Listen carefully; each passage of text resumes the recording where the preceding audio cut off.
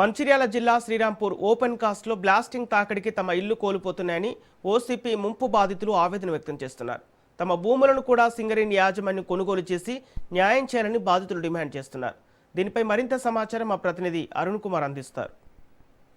శ్రీరాంపూర్ ఓసీలో బొగ్గుత్పత్తి సమయంలో కూడా ఏదైతే బ్లాస్టింగ్ దాటికి కూడా తమ ఇళ్ళని కూలిపోతా ఉన్నాయని కూడా ఏదైతే రామారావుపేటకు సంబంధించినటువంటి బాధితులు అయితే ఈరోజు జిల్లా కలెక్టర్ గారు తమ గోడు వినిపించారు. తమ భూములు కూడా ఏదైతే సింగరేణి యాజమాన్యం నష్టపరిహారం చెల్లించి తమ భూములను కూడా తీసుకోవాలని అయితే వీళ్ళు కోరుతున్నటువంటి పరిస్థితి. దీనికి సంబంధించి మన దగ్గర కొంతమంది బాధితులు ఉన్నారు. నిజంగా కూడా వీళ్ళు అధికారులను సింగరేణి యాజమాన్యాన్ని ఏం డిమాండ్ చేస్తున్న విషయాలు తెలుసుకున్నటువంటి ప్రయత్నం చేద్దాం. కలెక్టర్ని కలిసి ఏమన్నాడు కలెక్టర్ గారు జాయింట్ సర్వే చేస్తామని ఎంఆర్ఓ గారికి చెప్పిండు.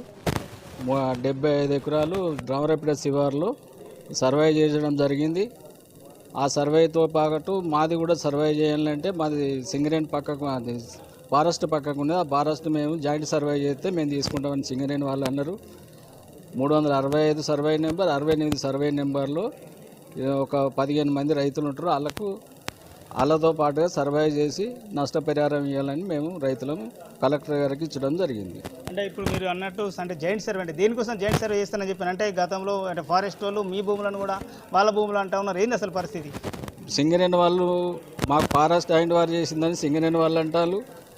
సింగరేణి వాళ్ళు జాయింట్ సర్వే చేస్తేనే మేము సింగరేణి తీసుకుంటామని సింగరేణి వాళ్ళు అంటారు. ఒకరికి చెప్పుకుంటూ జరుగుతుంది. ఇది ఇంతవరకు ఎప్పటి నుంచి మీరు అధికారుల చుట్టూ తిరుగుతున్నారు? ఒక సంవత్సరం 2 సంవత్సరాల నుండి.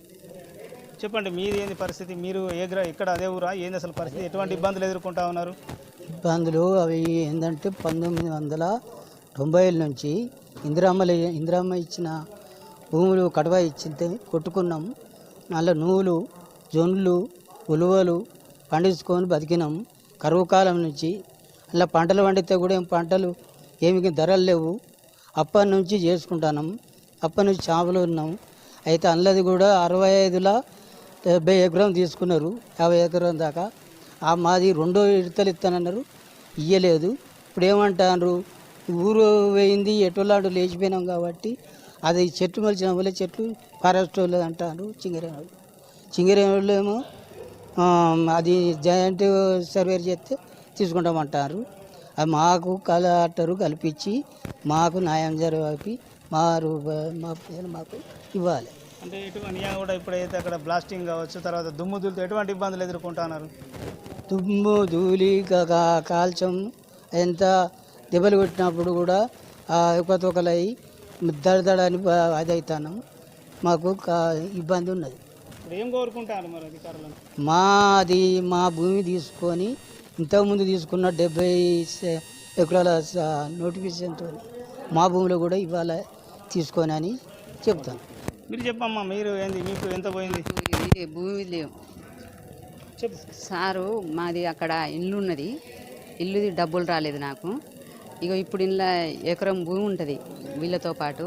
అందులో మాకు ఎకరం భూమిది కూడా అందులో ఉలువలు, జొన్నలు మేము పాస్బుక్లు పాత వచ్చినప్పుడు అందులో ఆ ఫారెస్ట్ వాళ్ళు మొలకలేస్తామని అంటే మాకు పాస్బుక్లు ఉన్నాయన్న వాళ్ళే 3 జీబులు 2 కార్లు మర్రిపోయినాయి. మీకు అన్ని తీర్లు మీకు న్యాయం జరిగితేనే మేము మొలకలేస్తామని అన్నారు. వాళ్ళు అట్లనే చేసుకుంటున్నారని మేము వదులుకుంటున్నాం. మాకు అట్టిన అన్యాయంగా మాకు డబ్బులు ఏమి మాత్రం రాలేదు. మాకు వచ్చేటట్టుగా మాకు అన్యాయం జరిగింది కాబట్టి న్యాయం పరిస్థితి కావాలని కలెక్టర్ ఆఫీస్కు ధన్యవాదాలు చేస్తాను. రైట్గా అయితే బాధితులు తెలుపుతున్నటువంటి పరిస్థితి ఇప్పటికే కూడా అనేక ఇబ్బందులు ఎదుర్కొంటున్నా. తమ భూములను కూడా సింగరేణి యాజమాన్యము ఏదైతే కొనుగోలు చేసి నష్టపరిహారం చెల్లించాలని అయితే వీళ్ళు ప్రభుత్వాన్ని అధికారులు అయితే కోరుతున్నటువంటి పరిస్థితి. Camera person Srinivas, Arun Kumar, Raj news, Mancherial జిల్లా.